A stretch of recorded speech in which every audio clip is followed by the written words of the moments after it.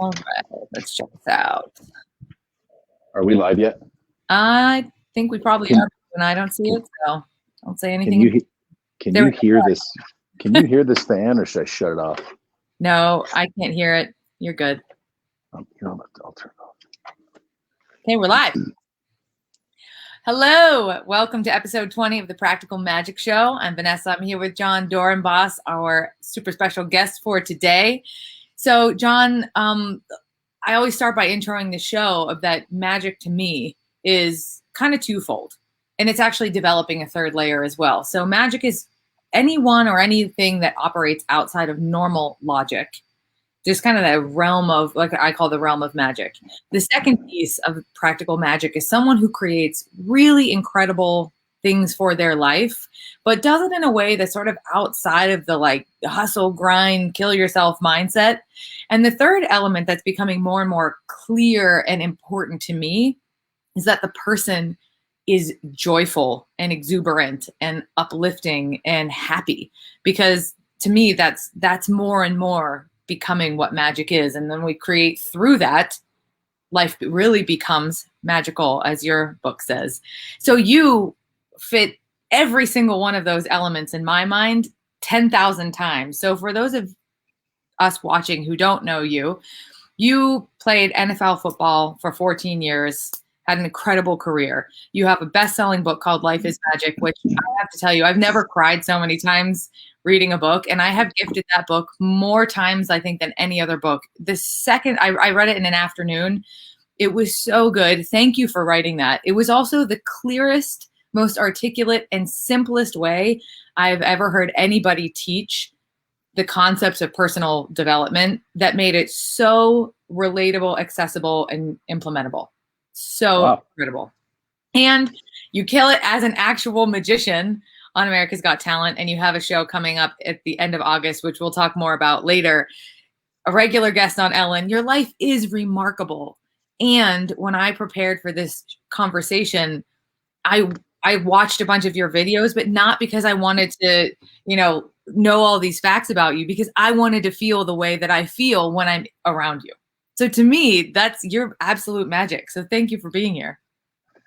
Can you just go everywhere with me and just do my intros in any event that I ever do? Just boom, and then I'll take it from there. So hey, one, thank you for having me. It's an honor. Two, everything that you just said, the fact that you look at my life, you look at the things that we do, you look at the things that we believe in and stand for, and you make your own inference and you make your own judgment about what that is. You nailed it, because that's how we live our life. That's what we believe. And so for me to not sit there and say, okay, here's a question, Vanessa, here's my answer, rather for you to kind of come up with that on your own and then articulate that and group me into that is super cool. So thank you. Yeah, absolutely. So I think if I had to pick your magic, and there's probably 10,000 different magics of yours that we could pick, this idea of choosing happiness, because you've been through incredible adversity, and you're welcome to talk about as much or as little of that as you want to. But at every single point along the way, in my experience of you, it seems like you never lost connection to the beauty that life is. Would that be accurate? Yes. Yes, but a lot more goes into it than that, right? And so, excuse me, I hit 40. I'm going to be 41 here in about 2 weeks, and all of a sudden the readers have to come out. But from what you just said, I did write a book. It's my life journey on finding forgiveness. Out of my entire book, there's a little thing written here on this page, and it might be what I'm most proud of, because it sums up the journey.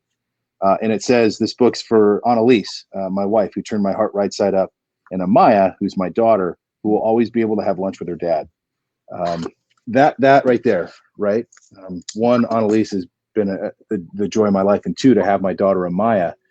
And the idea of always being able to have lunch with your dad, what does that mean? Where does it come from? Why is that magical? Why should you care?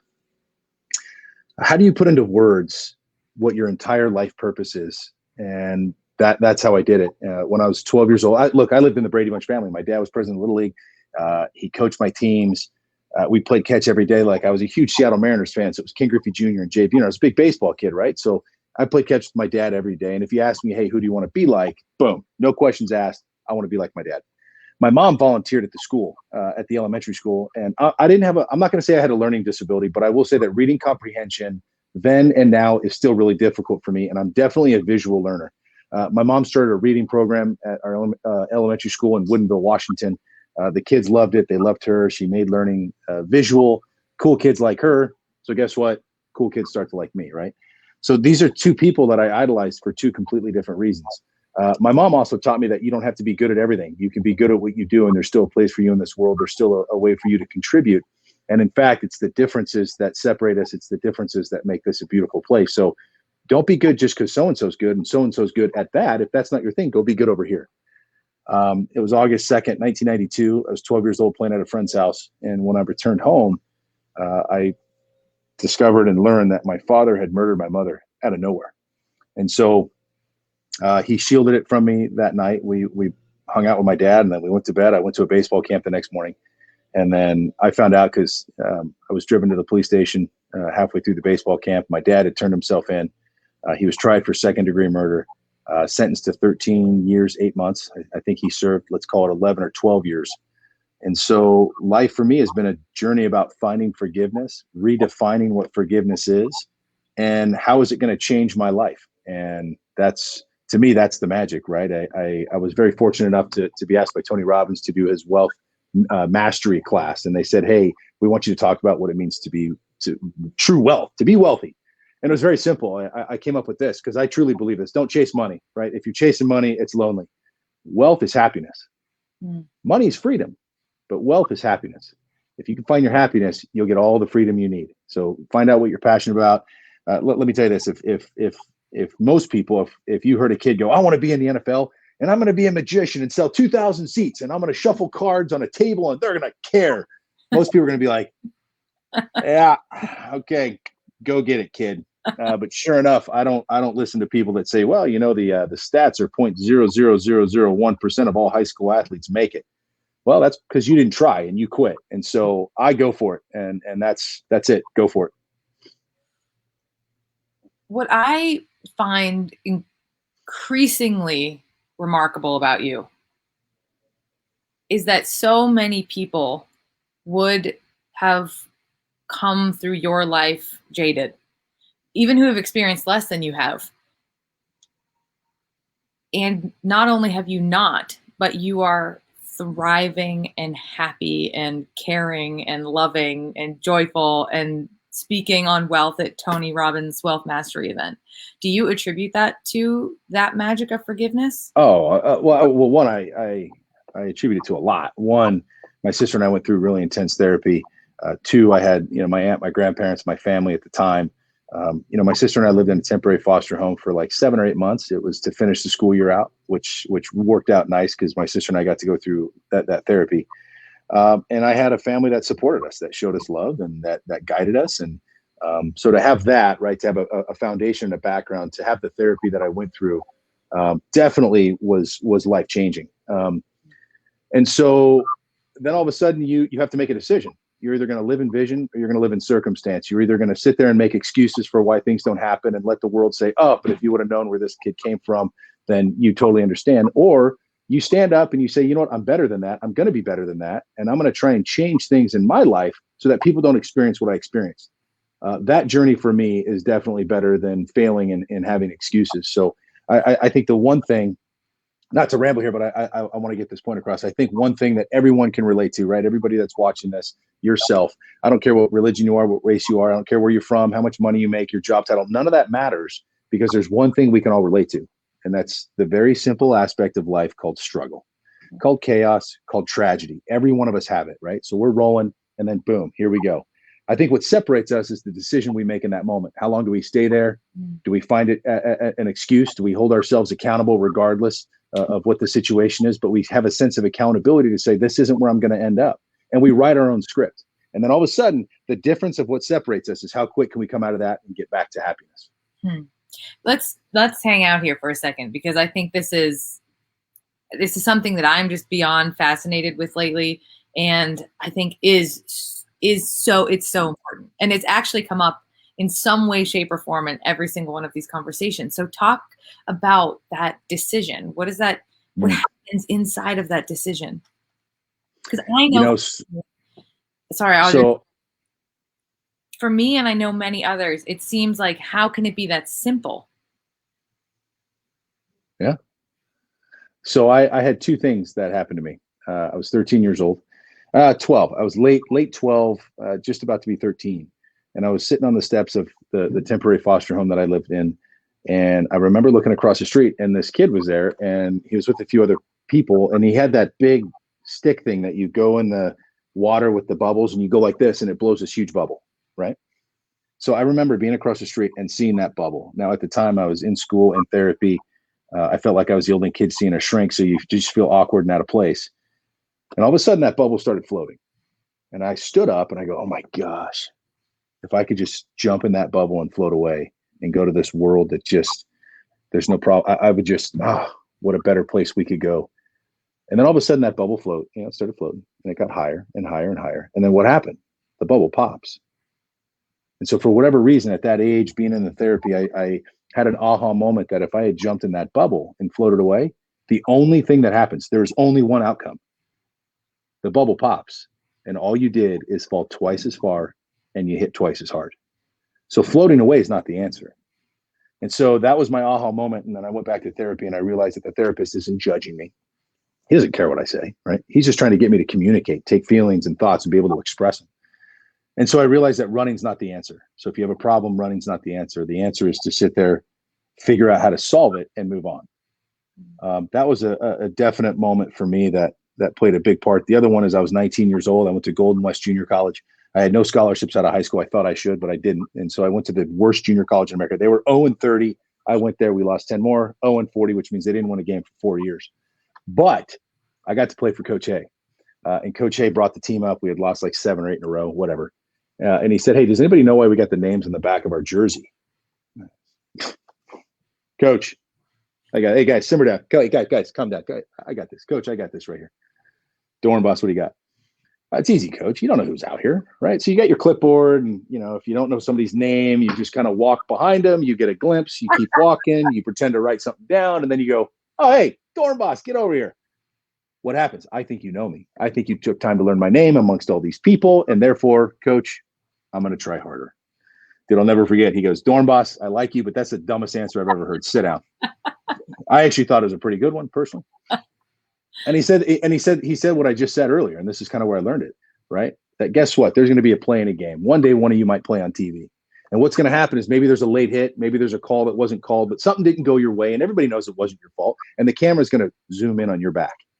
And all of a sudden, it sees your name. And your reaction in that moment, that's going to dictate who you are. If the thing didn't go your way, it's a late hit, you're face down in the mud, you get up, it's embarrassing, you got mud in your helmet, everybody gets it.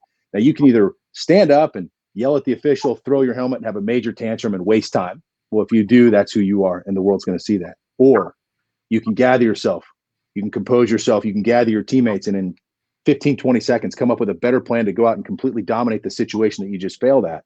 Forget about it and keep moving forward. Now, if you do that, you'll become a teammate that your team would hate to lose, and you'll become a teammate that every opponent or competitor fears.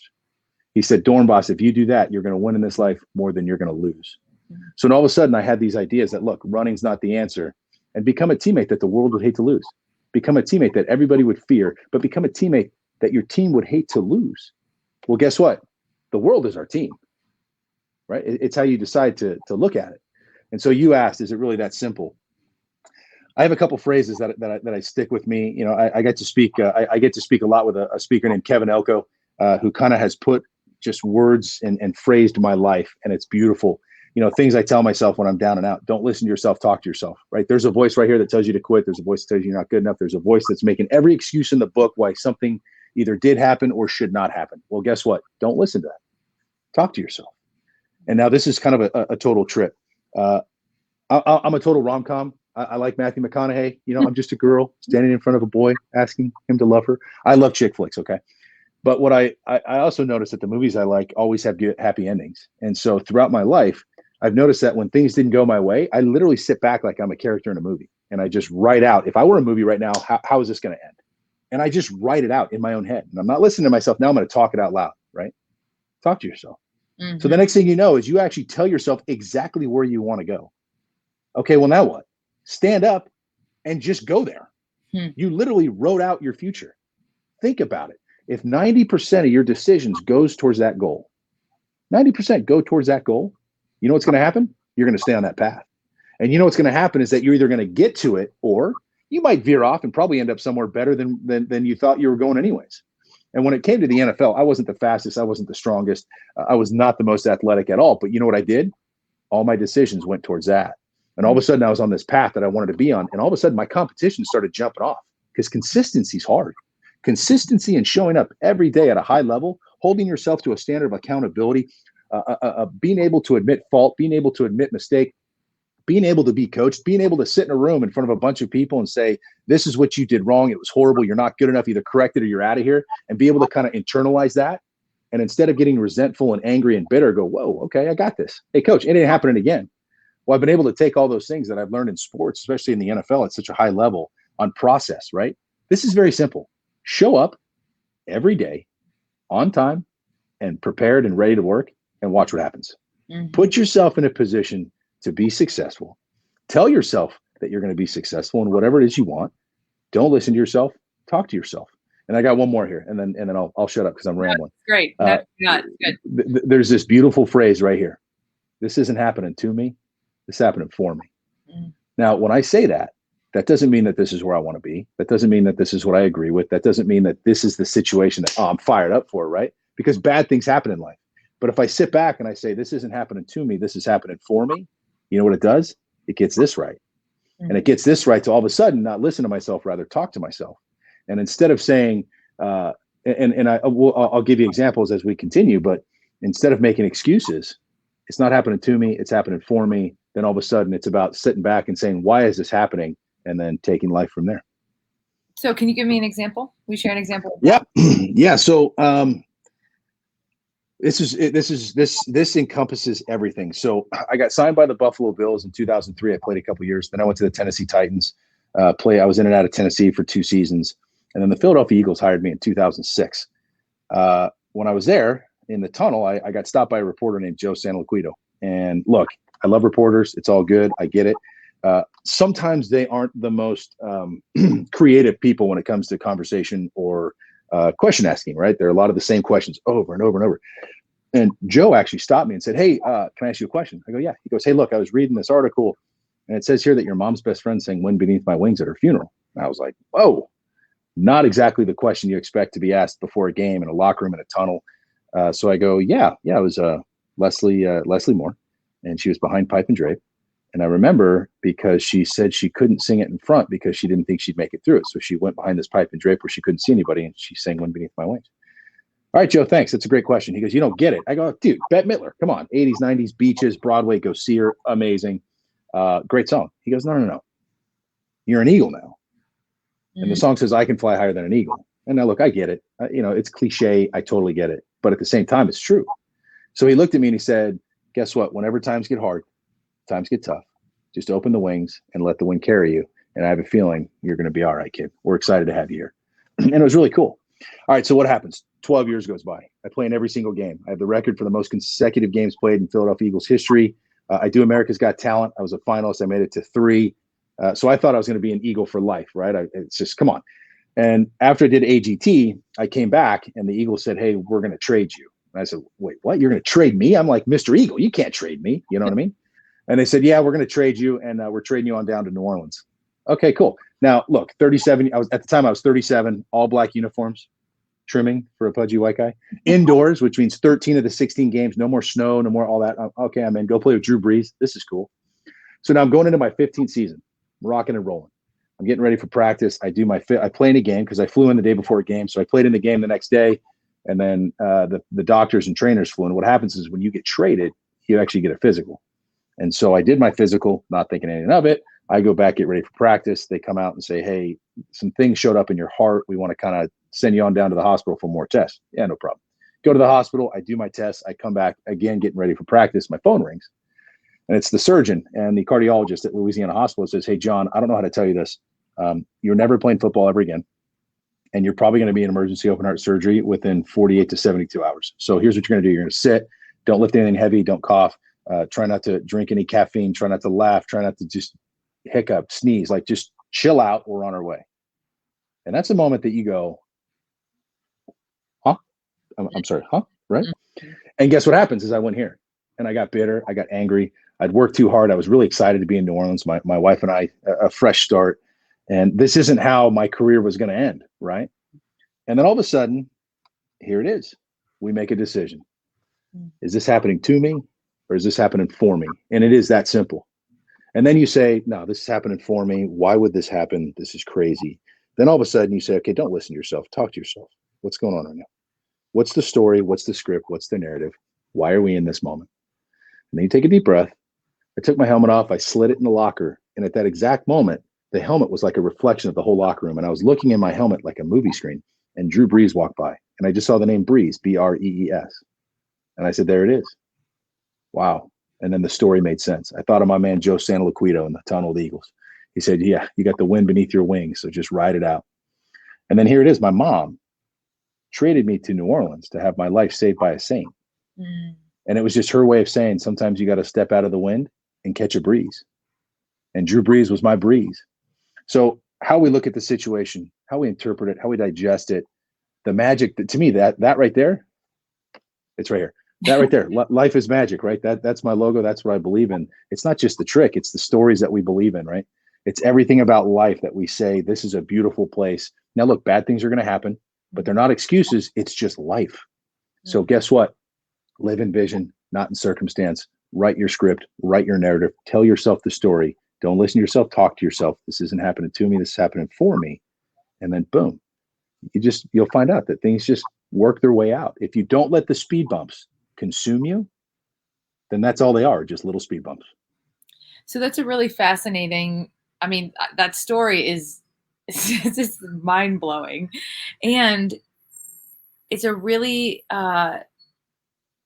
what I'm hearing is this: when you believe that life is magic and you really live from a place of this is happening for me, the difference that I hear in what I've experienced in the past and what you're saying is you're not waiting to find out why this happened for you. You're actually slowing down enough in that moment almost to decide why it's happening for you. Am I understanding that right? Yep.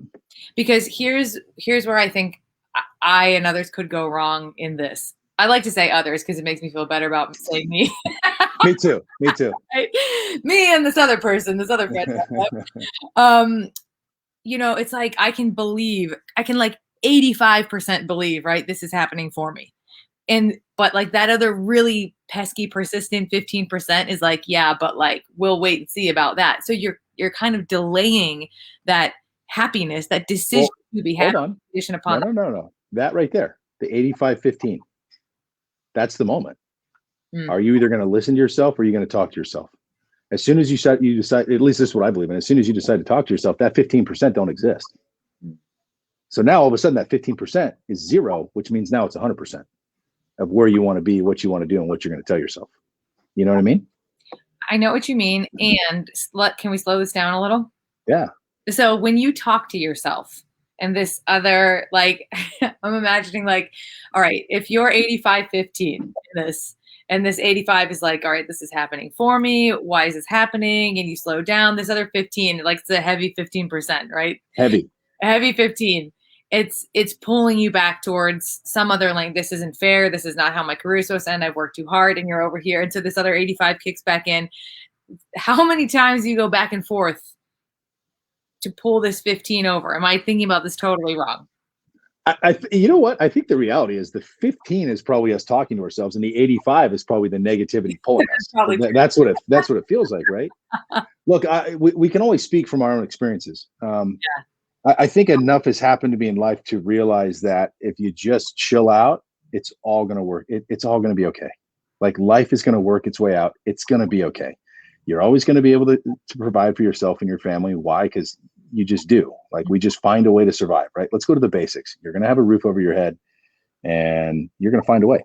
So now with that being said, Here's another great example. I'm not going to go into the specific details, but long story short, I was called by a huge network to host a really big show. That was my dream job. Like, it was literally my dream job. Everybody that you could possibly imagine that wanted me to get the gig were on my side pushing for it. And there was one other factor that just was a big factor, and the network decided to go a different direction. I did not get my dream job. It was, had I got that gig, I called the Eagles and I probably would have retired right then. I would have probably cashed out and said, hey, thank you. It's been 14 years. I'm good. Instead, I went back to playing football. And instead, I got traded to New Orleans. And instead, they found out I had a heart condition. And instead, I had open heart surgery that saved my life. And instead, I had a daughter with my wife. And instead, I was able to do all these other things.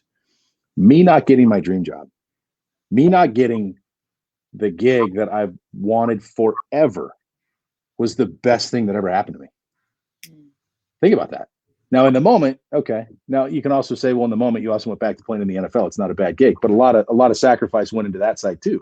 But the reality is, I didn't get my dream job, and it was the best thing that ever happened to me. And so I just kind of realized that sometimes we think we have a plan. Sometimes we think we know what we're doing. And if we write our script and our narrative and we tell ourselves where we're going, you still got to be able to adjust, right? You still got to be able to flow like water. And that's the way I choose. So is it easy? No, this is a lifetime. It's a lifetime of ups and downs. It's a lifetime of sitting in my room with the lights off, talking out loud to myself. You know, locking when I was a kid, just closing the closet door and being alone in a little tiny closet that's pitch black and just talking to myself. Yeah. So I think there's something really to the out loud part. You better believe it. Something to that. I have. What? Yeah. Let's expand on that, right? Please. You got multiple people, and you got all these speakers, right? Some say have a vision board, like write it down. Great, because I believe in that. Write it, right? Write it, see it, speak it, hear it. You know, for me, all my passwords. I don't save any in my computer. I don't save them in my email. Every time I log into anything, I type that password or passwords. It's annoying, but you know what it does? The password's where I'm going to be in 5 years. So the password's always changing, but that means that 100 times a day, I am typing it, I am seeing it, I am hearing it, and I am saying it 100 times a day. Get the mind on the right track, and powerful things happen. So I take it all the way down to the passwords that I use. I think it reminds me of something I saw online the other day that was the name of someone's iPhone folders were all like, I am connected, I am wealth, I thought that was brilliant. Very similar, very similar. Yeah. So let's talk about vision for a second, because I think these two things are so important, right? If you don't have a vision, what are you speaking? Can you talk to me a little bit about what it is? Yeah, okay. There's a lot of different ways to interpret this, but I've literally visualized everything I do in my life. A funny story, you know, a lot of people ask me, hey, when you're in football, how do you deal with the pressure in the moment? And because here's the reality, okay, and this is something that people don't want to talk about. You make a bad play in a game that costs a game. Well, there are people out there that are betting a lot of money. There are organizations that are running casinos that are betting a lot of money. And I've had teammates that it didn't go that way in the game, and next thing you know, they're getting death threats because you're affecting people's money and gambling. That is real, and that is true. You can read the stories in other countries. There have been people that have disappeared, athletes that nobody really knows what happened to them because a play didn't go their way and they lost a game, and it is what it is. And so those are kind of like hidden pressures that you don't really think about until all of a sudden the guy in the locker next to you gets a death threat and you're like, whoa, this just got real. So how do you deal with all that pressure? Well, one, showing up on time, prepared, ready to work, and preparation. All of a sudden, preparation eliminates a lot of the stress, right? Because if we go in for a test and we know all the answers, we're not really stressed. If we don't study, we're panicking. Same thing goes in that, right? You just train your body to do what it does. But the other thing is you visualize. And every time I would visualize, everything was perfect. Now, I'm going to tell you two stories because I think this is really funny. There was a pill in my locker, okay, before practice. Now, the only pills I put in my locker are like allergy pills because I have allergies. And so I took this pill. So the next thing you know, I'm going out to practice about 10, 20 minutes later, like I can't keep my eyes open. I'm like, oh my God, like I'm like this. Next thing you know, I literally lay down and I fall asleep at the goalpost.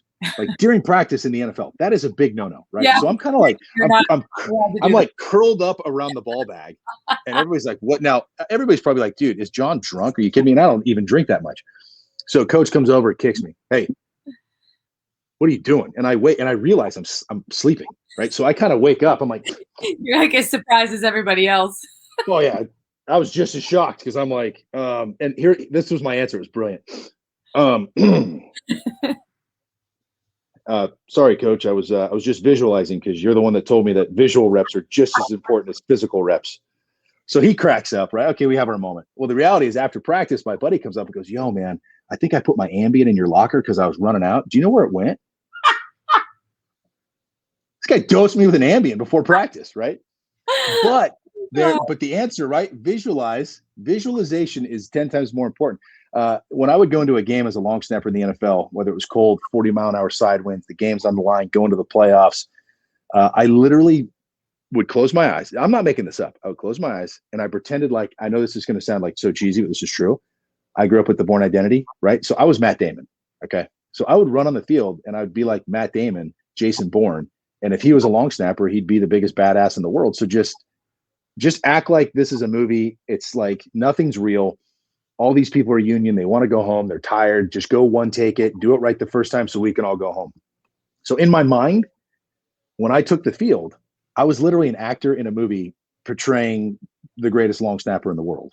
Now, whether I was in that moment or not, irrelevant, but the mindset was that, right? Visualization's everything. When I did America's Got Talent, I was in training camp and I was going Philly, LA every single day. So I would do training camp from 8 in the morning till about 5. I was rushed to the airport. I had a buddy of mine had a plane and he helped me out sometimes. If not, I was on American. I'd land, do a rehearsal, some B-roll, maybe an interview, and then I'd get on the 10:15, or I'd have to take off by 10:15, 10:30 to fly back to Philly to land at like 7:15 to get to my 8 o'clock meeting. Now, with that, I didn't have a lot of time to physically rehearse a lot because I didn't have a lot of time to pick my material, right? I had the stuff, I was going to do it. So between practice, between meetings, while I was on the plane, in car rides, I would close my eyes, I would visualize what could go wrong, where am I at, what's the trick, what's the one-liner, if he does this, what am I going to do, if she does this, what happens, and you play out all these scenarios in your head and you just visualize them. And then all of a sudden you're on stage, the lights come on, you're on the #1 TV show in the world, it's the finals, and you're right where you belong. You're right where you've been.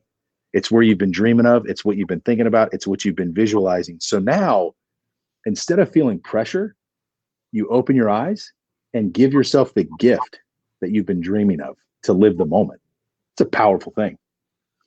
It's a hugely powerful thing. And it, ever since the beginning of this conversation, when you talked about running is not the answer. And I have a daughter, she's 2, so we're in a real heavy Lion King phase right now. It's actually Yin King. Are you? Okay. My daughter just turned 2. Oh, cool. Yeah. Pepper, so cute. Pepper turns 2 on the 16th of July. So wait, what's her name? Pepper. Great name. Thank you. Awesome name. I was really pulling for Pepper Phoenix, but my husband thought that was a little too superhero, so she's Pepper Issa. Pepper Phoenix? Oh, I'm a big Iron Man fan, so awesome. So anyway, we're big into the Yin King, and we were watching it early this morning, and Rafiki smacks Simba on the head, and he says, you can either run from your past or you can learn from it. I actually thought of you because it reminded me of your book and our conversation, but what you're also kind of, what's coming to my mind anyway, is one of the ways that I think we run from things, whether it's our past or anxiety about prepping and preparing and, in myself and in my work, there's a lot of this like hyper obsession with productivity, but not necessarily preparedness and proficiency.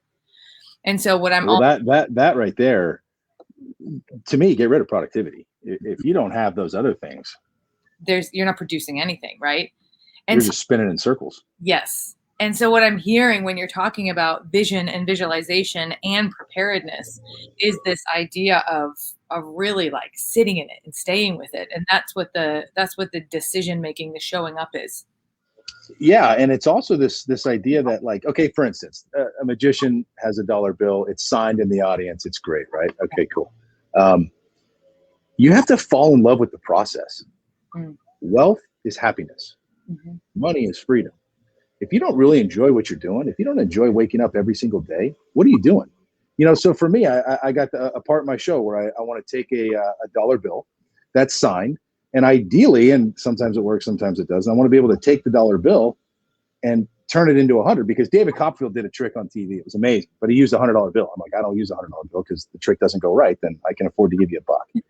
But if it goes right, I want to take the dollar bill and I want to change it into 100.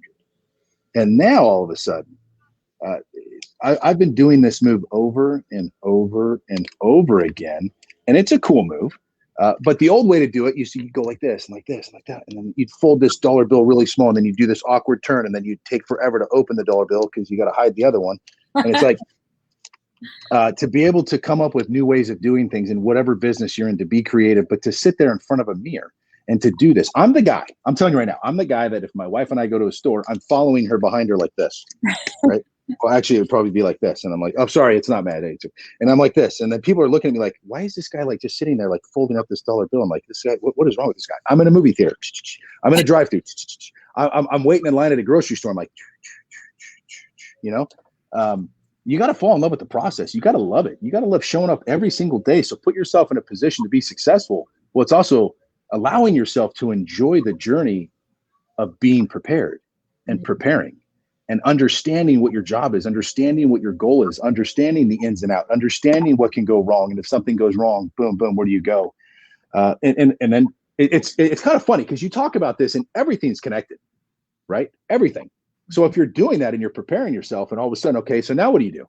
You start visualizing. As a magician, we have a whole meeting before my show. I get my crew and it's what's our outs. If this goes wrong, you prepared? Boom. If this goes wrong, what's the sign? If this goes wrong, if the audio goes out, if this goes wrong, where's the light? How are you guys going to cue me if this happens?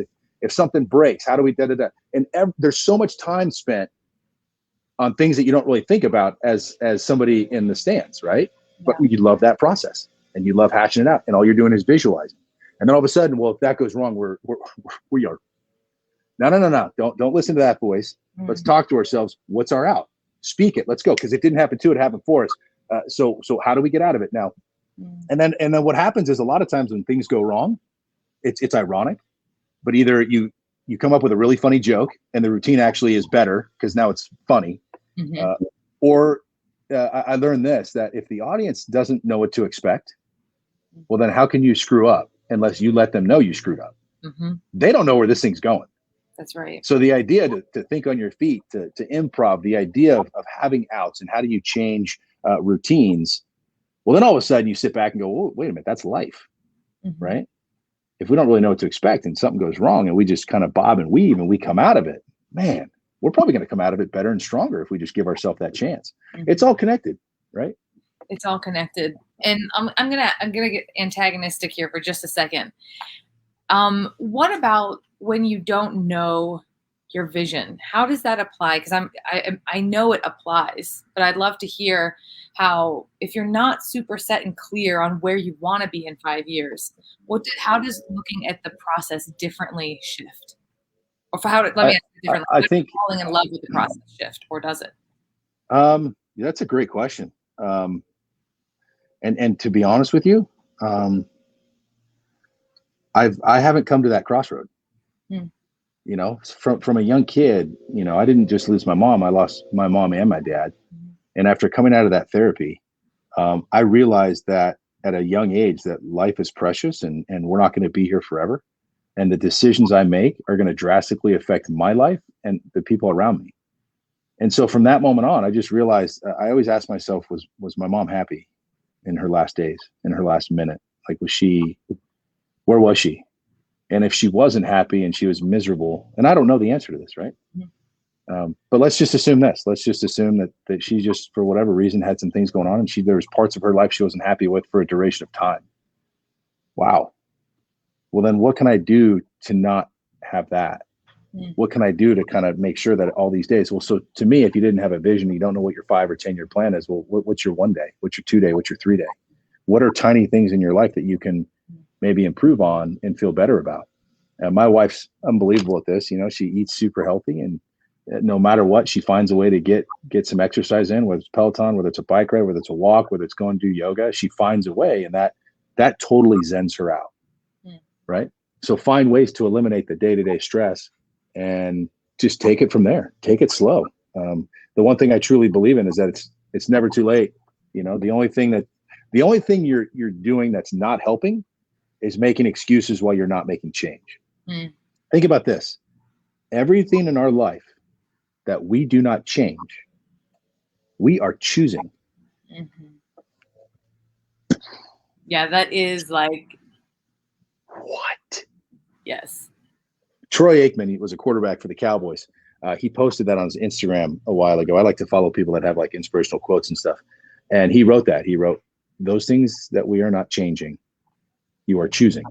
Like that. I mean, that literally blew my mind. And so think about that. Just wake up every day to be that much better than we were the day before and just make this much change and see what happens. That's a fantastic answer for not having an answer. But well, it's all. But here, are you ready for this? I'm ready. But the idea of that, right? Hold on.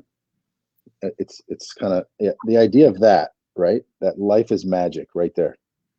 That's the circle that everything's connected. All the phrases, you know, live in vision, not in circumstance. Don't listen to yourself. Talk to yourself. Become a teammate that your team would hate to lose and every opponent fears. This isn't happening to me. This is happening for me. Visualize where you want to be. All these things. It's a circle, right? And if you believe that in life and you believe in signs and you believe that if there's a penny on the ground and it's heads up, that it's somebody up there telling you, hey, rock on. If you believe these things and you choose to believe these things, well, now you've just stepped into the world of why life is magic. If you don't choose to believe these things, that's okay too. But if let's assume you don't, and let's assume you're cynical. And what I love about this too is this has nothing to do with religion. This has nothing to do with who you pray to or who you believe in or what your background is. This is just a way of thinking about life. Look, I believed in Santa Claus. I still do. I want to meet this guy, right? I'm going to find a way to the North Pole. You know, I'm going to get there. But I believe that. But think about this. It's more fun to believe than not, right? So you may as well enjoy your life. And if there's things in your life that you're not happy with, well, everything in that little space that you are not changing, you're choosing. So maybe just change the way we think and the way we talk to ourselves. Here's a great one, right? And not to ramble, but this is powerful. And I think this is mine. I came up with this years ago and I love it. The way I view myself, the way I talk to myself, and the way I see myself, that's the same way I'm going to view the world. It's the same way I'm going to talk about the world. And it's the same way I'm going to be in this world. So you might want to get what you say to yourself, how you view yourself, and how you talk to yourself right, because that's exactly how you're going to view, talk, and treat the world. There's a phrase my coach used to say, an old coach of mine used to say, abracadabra literally means I create as I speak. To the magician. And you can't not create. You can't not create. So I one of my favorite, I mean, I will watch this 6 times and memorize it. But one of my favorite things that you said today was it's more fun to believe. Like it's just so like, wait a minute. You can know it's true. You can practice its truth. You can remind, but it's also just more fun. That's beautiful. That's so beautiful. It's more fun to believe in something than not to believe in anything. So you may as well, you know. Yeah, and it's more fun to believe in something uplifting. You know, the other thing too, which is really, really cool. I had a daughter, and you have a 2-year-old too.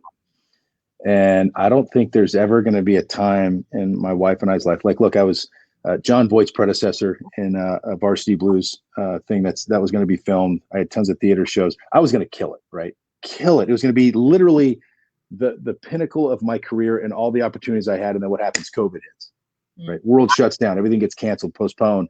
And now looking back, there is nothing, and I'm not taking away the downside. I'm not taking away whether you believe in COVID, whether you don't, whatever. I know there's been families that have had hardship from it. I'm not taking away from any of that. All I'm saying is, for my wife and I, and with my heart condition, we didn't leave the house. But instead of sitting there thinking about the opportunities I had, where my career could have gone, and all these materialistic things, my wife and I are like, well, wait a minute, we're going to wake up every day with a 1-year-old. And so now she knows her mom and dad. We've been here every single day. I wouldn't trade anything for the time that my wife and I have been able to spend with our little girl. And it made me realize that what I love about magic is, for me, it was never about the trick. When I learned magic, So what happens, I lost my parents. I then moved out, lived in the foster home. I moved down to Southern California with my aunt. And in that transition, I saw this magician, blew me away. And so I would shuffle cards. And this guy, Bill Malone, was on TV. And what I loved about it is when I was shuffling cards, and what Bill Malone would do on TV is he would shuffle cards and tell stories, which means he could shuffle a deck of cards and put them in whatever order he wanted. Fascinated me because that's what I was trying to do with my life. I was trying to take a life through chaos and tragedy and put it back in order.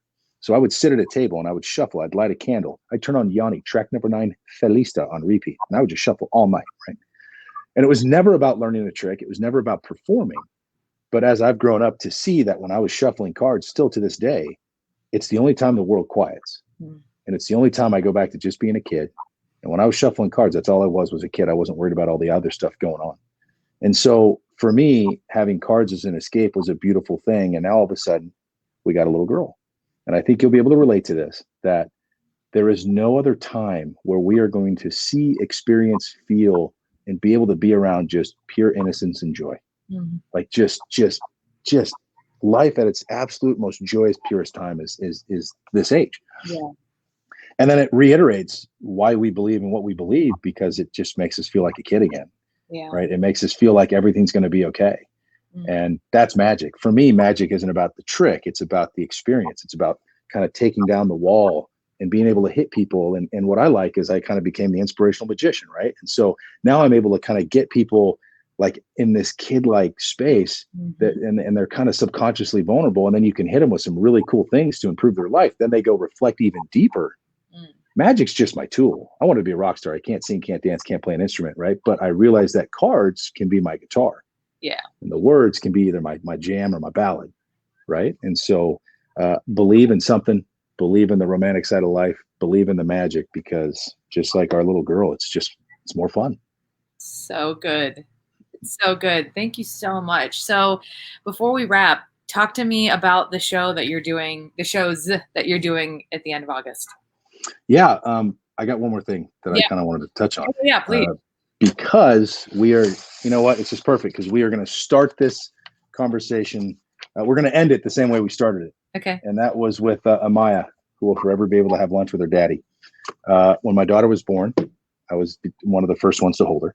And that's like the first thing I kind of told her to her was like, hey, you're always going to be able to.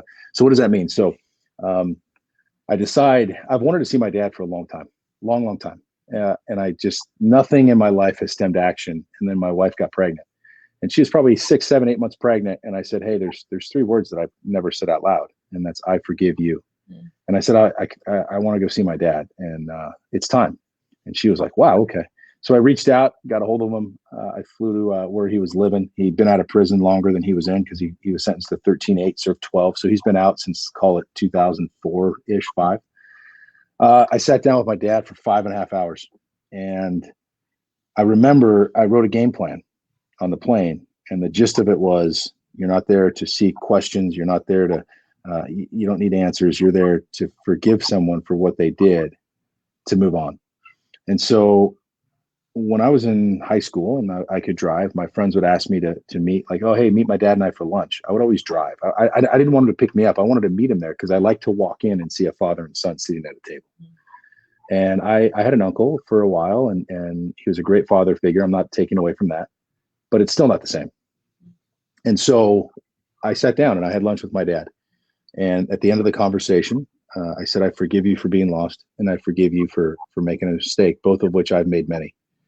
And I realized at that moment that the reason I wanted to see him was 100% for me, had nothing to do with him.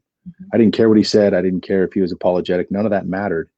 But I had to redefine, because people think I'm crazy. They're like, dude, I don't see how you can forgive for that. I had to redefine what this word forgiveness meant to me. And to be honest with you, I don't really give a shit what it means to everybody else because the journey was about me. The only person that knew were a buddy of mine, Tim, and my wife. I didn't tell anybody, didn't tell my friends, didn't tell my family because I didn't care about their opinion. I didn't care whether they were for it or against it, didn't want to hear it either way. And I realized that the journey of forgiveness, right? For me, it was me forgiving you does not mean I agree with what you did. It doesn't mean I want to be buddies. It doesn't mean that I'm waving the white flag and you and I surrender, right? It means nothing. It doesn't mean any of that. Because forgiveness, all of a sudden, it's not about winning and losing. And I think that's where people get kind of Yeah. They get stuck in it, right? Because if I forgive you, you win. Well, really? Yeah. Well, how about this? How about coming to terms with your reality and not having the negative emotion and bitterness that you feel throughout your day, thinking about this person or this situation? How about cleansing that and let's see who wins? Because you're letting somebody in your life affect your life that's no longer in your life. That's right. Like when you say it out loud and when you write it down, you're letting someone affect your life that is no longer in your life. You're an idiot.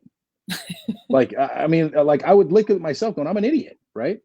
Yeah. And so that's what it was. It was about me sitting across from him and feeling everything all over again, the betrayal, the hurt, looking at my dad, thinking about what could have been, what should have been, all the times that my mom and dad should have been in the stands, they weren't, all the times that I wish they could have been there for big, milestones in my life and they weren't. And I realized that the forgiveness for me was coming to terms with my reality, being okay with it, having peace with it, and finding all the motivation imaginable to be a better dad. Because I'm going to be better than where I come from. I'm going to make decisions that are better than what were made by my dad. And now I got a dad, right? And there's two ways to look at this. He's a crutch and an excuse for failure, or he laid a perfect roadmap of exactly what not to do. So you can look at that roadmap and pretty much do the opposite, and you're probably going to be okay. You know what I mean? And so for those out there that might be struggling with something, and I've talked to a lot of people that have addiction problems, that have been raped, molested, that have had really, really bad things happen, being in abusive relationships. Forgive that other person for you, and worry less about what they think or the people around you think, and just be okay with you, because you as you are, you're good enough. You're a rock star, right? We all are. Realize that none of us are alone, that we all go through struggle. That's what we can all relate to. Don't listen to yourself, talk to yourself. Realize that this moment that we're in is a moment within a huge situation. So don't let the moment be overwhelming. Instead, just say, it's not happening to me, it's happening for me. Come to terms with whatever the reality is and write your script and move on. It's perfect. That's amazing. So the shows you asked, a couple of things are really cool. So I wrote Life is Magic. Mike Tolan was a guy, a producer who he did Coach Carter, he did radio, he did a bunch of movies, and then he did the Last Dance, which was just on Netflix and ESPN about the Chicago Bulls and Michael Jordan. He's the only guy that I ever wanted to do my life. If anybody were to ever make a movie, it was him. And so he reached out and he's like, hey, I'd love to do a movie. And I'm like, this is amazing. Wow. Have you written a book? And I said, well, I've been trying, but it's really hard, right? It's how do you structure it, right? Because the last thing you want is, and then I turned 7 and then 8. Yeah. And on my 10th birthday, 11. It's like boring. It's so much in there. And I have to interrupt you for a second because you are a phenomenal storyteller. The book is amazing. Your story is amazing. And the stories and the way you tell it, totally captivating. So I was super lucky that Larry Platt, right? He partnered me up with Larry Platt. I did the interviews. He structured it to where it wasn't so chronological. Yeah. So I'm really proud of that. Mike Tolan picked it up. John Gatins, Academy writer. He did the movie Flight with Denzel and a bunch of stuff. So I got an A-list writer that's writing the screenplay and the script. So that's exciting. I got some shows coming up. If you're on the East Coast or you want to fly, we're going to be at Atlantic City at the Borgata, which a venue called the Music Box. I love it. It's about 1,000-seat theater. It's amazing. It's one of my I saw Jay Leno there years and years and years ago. And I always said, I'm going to play this room. I'm going to play this room. And I kid you not, I Googled Music Box Borgata. It was my desktop, wallpaper screensaver. I looked at it every day, and then boom, guess what? Career got to a point where all of a sudden I could sell out the Music Box. Boom, baby. And then it was like, John, you sold out. Do you want to do another show? 2 shows in the same night? Let's do it. So August 20th, we'll be at the Borgata, Atlantic City. And then we're going to head on down on the 21st, which is Saturday. The next day, we're going to be at the MGM National Harbor in Washington, D.C. So those are the 2 coming up here that we're excited about. If you're curious about what the show is, it's my life story with magic that I learned along the way that kind of helped me make sense of life. I'm really proud of it. Go to my website, jondorenbos.com. And on the front page, I think there's a video of just audience reactions over the theaters, and you can kind of see what people are saying and doing, and hope to see you there. That's incredible. And I know you can also get tickets on Ticketmaster. I was looking at you earlier. I'm like, how can I get to New Jersey on the August 20th? which is another thing when you're a performer, right? All of a sudden you're like, oh my gosh, I made Ticketmaster. Yeah, right. That's a big deal. It's a big deal and a big percentage too. You know, they take their Yeah. cut, but you're like, you know what? I'm on Ticketmaster. Because it's something cool when people are like, hey, how do I get tickets to your show? Oh, I don't know. Go to Ticketmaster.com. You might have heard of it. Just type JO, and I think the rest will just fill out by itself. Well, congratulations on that. I can't wait to watch the movie. Thank you for being here. This was so incredible. Hey, thank you for doing what you're doing. I say this all the time, that you're bringing joy to this world, and you're not making it a better place just for us, but you're making it a better place for our daughters, which is what it's all about. So thank you for being you. Yeah, thank you. Thanks. Okay.